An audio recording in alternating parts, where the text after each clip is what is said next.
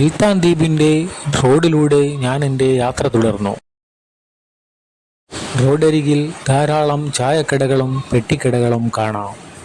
ചില സ്ഥലങ്ങളിൽ ഒറ്റപ്പെട്ടു നിൽക്കുന്ന വലിയ ഷോപ്പുകളും കാണാം. ഈ കാണുന്നത് മുത്തൂസ് എന്ന് പറയുന്ന കടയാണ്.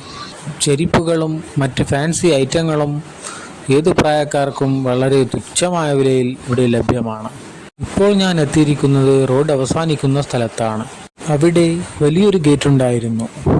അതൊരു ഫുട്ബോൾ ഗ്രൗണ്ടാണെന്ന് എനിക്ക് മനസ്സിലായി.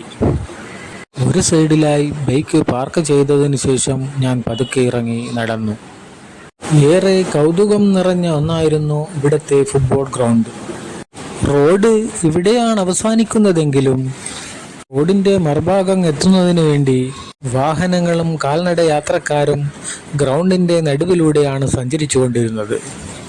ഇത് എനിക്ക് കൗതുകം തന്നെയായിരുന്നു. കാരണം എൻ്റെ യാത്രക്കിടയിൽ ഗ്രൗണ്ടിന് നടുവിൽ റോഡ് മറ്റെങ്ങും കാണാത്ത ഒരു കാഴ്ച തന്നെയായിരുന്നു.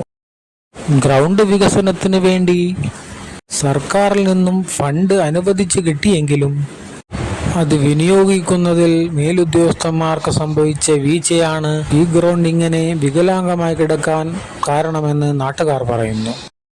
ഞാൻ തിരികെ എൻ്റെ ബൈക്കിനടുക്കിലേക്ക് നടന്നു. ഇപ്പോൾ ഞാൻ സഞ്ചരിച്ചു കൊണ്ടിരിക്കുന്നത് ഗ്രൗണ്ടിലൂടെ തന്നെ തെക്കോട്ടേക്കാണ്.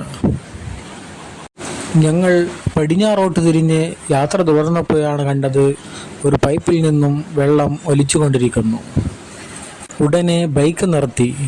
അതിൽ ടാപ്പ് കാണാഞ്ഞതിൽ എന്ത് ചെയ്യണമെന്നറിയാതെ നിൽക്കുമ്പോഴാണ് എൻ്റെ സഹയാത്രികൻ ഇറങ്ങിച്ചെന്നത്. ഞങ്ങൾ വീണ്ടും യാത്ര തുടർന്നു.